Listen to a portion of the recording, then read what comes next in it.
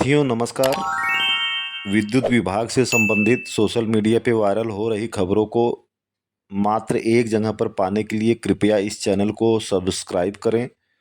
व साथ ही bell icon भी दबाएं ताकि जो भी न्यूज़ चैनल पर अपडेट होती रहे वह आपको मिल जाए। धन्यवाद। अक्सर ही चर्चाओं में रहने वाले Uttar Pradesh power corporation limited के अंतर्गत TG2 से अवर अभियंता पद की प्रोन्नति प्रक्रिया आजकल फिर से सुर्खियों में आ गई है। हाल ही में शक्ति भवन मुख्यालय स्थित कार्यालय मुख्य अभियंता हाडिल द्वारा TG2 कार्मिकों के सेवा संगठन के एक शिकायती पत्र को संज्ञान में लेते हुए 40% व 8.33% कोटे की जो सीटें थी उसमें भारी फेरबदल किया गया है, जिसके बाद से प्रोन्नति में पारदर्शिता का मामला फिर से सुर्खियों में आ चुका है। चयन वर्ष 2024-25 में 40% कोटे के अंतर्गत कुल 70 सीट एवं 8.33 कोटे में कुल 117 सीटों पर प्रोन्नति किया जाना प्रस्तावित था, जिसे अब संशोधित करते हुए 40% की सीट 192 एवं 8.33 कोटे की जो पूर्व में 117 सीट थी उसको सीधा शून्य कर दिया गया है, जो वर्तमान में कहीं न कहीं कर्मचारियों के बीच एक चर्चा का विषय बना हुआ है और यह कहीं न कहीं प्रोन्नति प्रक्रिया में भ्रष्टाचार होने की जो संभावना पूर्व में भी आरोप लगते रहे हैं उसको भी मजबूती दे रहा है और उसकी तरफ भी इशारा कर रहा है।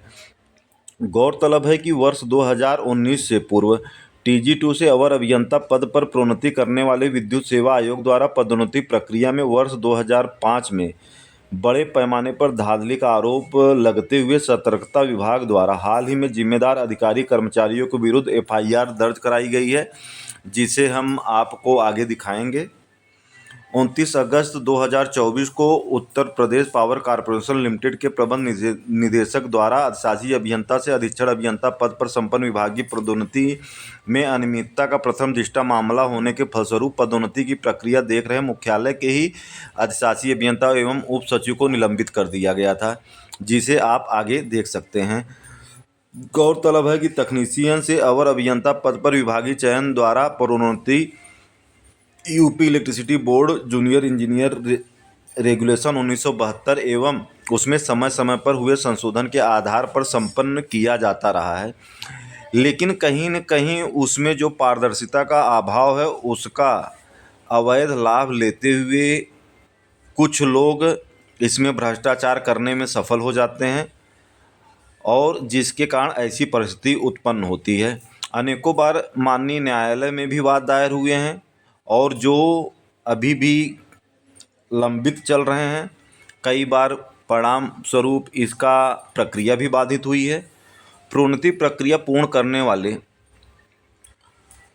कार्यालय मुख्य अभियंता हाडिल के वर्तमान मुख्य अभियंता श्री उत्तम कुमार सक्सेना द्वारा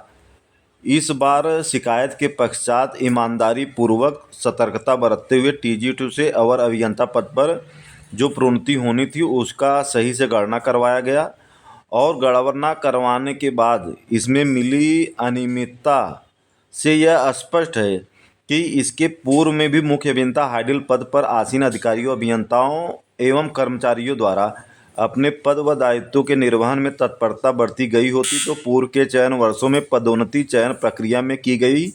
बड़े पैमानों की अनियमितताओं पर अंकुश लगाया जा सकता था। सर्वप्रथम हम आपको बताएंगे कि आखिर पावर कॉरपोरेशन में TG2 से JE पदोन्नति में भ्रष्टाचार की जड़ कितनी मजबूत है और यह जो आप देख रहे हैं यह कुछ माह पूर्व अमर उजाला समाचार पत्र में प्रिंट हुआ था,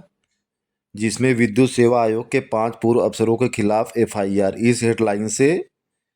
यह प्रकाशित हुआ था और इसमें स्पष्ट रूप से लिखा हुआ है कि उत्तर प्रदेश विद्युत सेवा आयोग में करीब 20 साल पहले हुए प्रोन्नति घोटाले में उत्तर प्रदेश सतर्कता अधिष्ठान ने आयोग के 5 पूर्व अधिकारियों समेत परीक्षा लेने वाली कंपनी की संचालिका के खिलाफ नामजद मुकदमा दर्ज कर लिया है।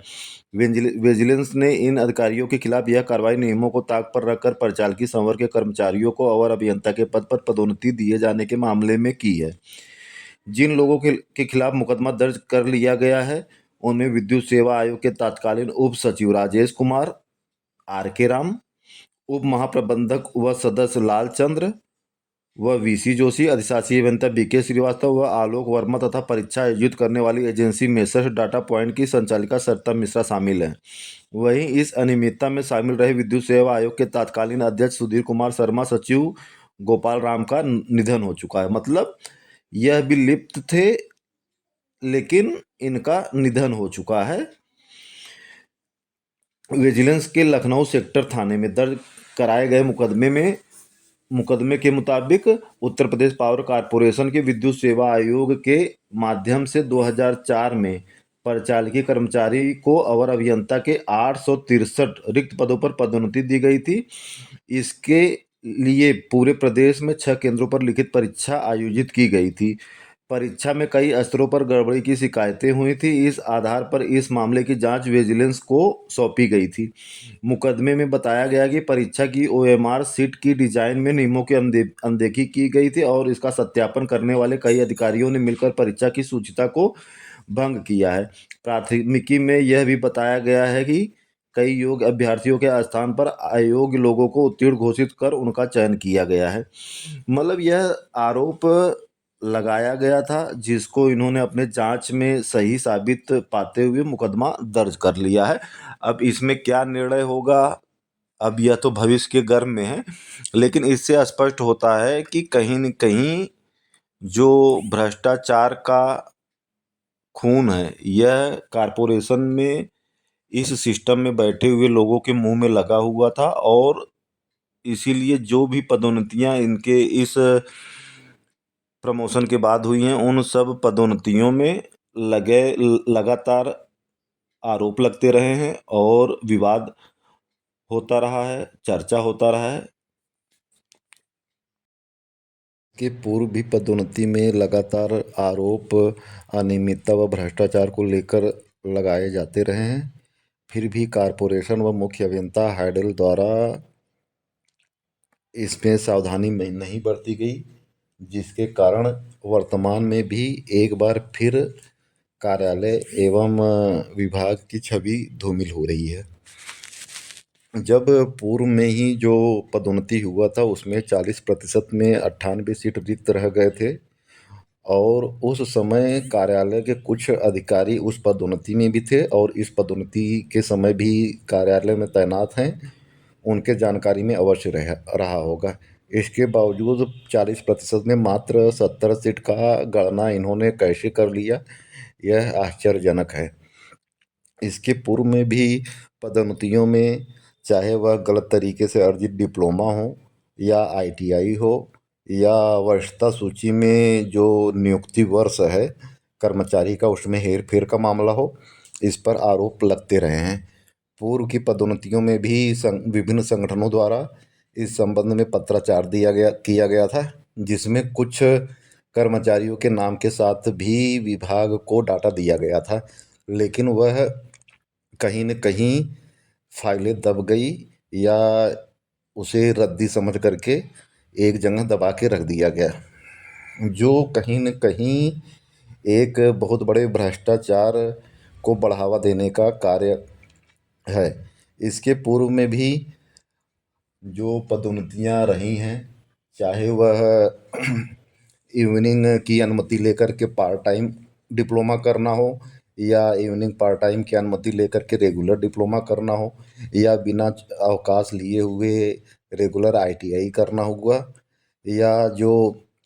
वरिष्ठता सूची है उसमें व्यक्ति का जो नियुक्ति वर्ष अगर श्रमिक के पद पर भर्ती हुआ है तो वही उसका नियुक्ति वर्ष TG2 के पद पर दिखाकर वरिष्ठता सूची में जगह देने का बात रहा हो। इन सब के बारे में भी आपत्तियां आरोप लग चुके हैं। तो आखिर ऐसी लापरवाही क्यों हुई, यह एक बहुत बड़ा प्रश्न है और क्या इसकी जांच की जाएगी, क्योंकि कर्मचारियों का यह भी कहना है कि यदि पूर्व में हुए पदोन्नतियों की जांच की गई तो बड़े पैमाने पर भ्रष्टाचार देखने को मिलेगा और फिर वो कई लोग रिवर्ट भी हो सकते हैं। अब इसके अगले पार्ट में इसके बारे में और विस्तृत चर्चा किया जाएगा, और उसको जो भी संगठनों द्वारा लेटर वगैरह दिया गया है या जो भी डाटा प्राप्त होगा, उस डाटा को आपको दिखाया जाएगा।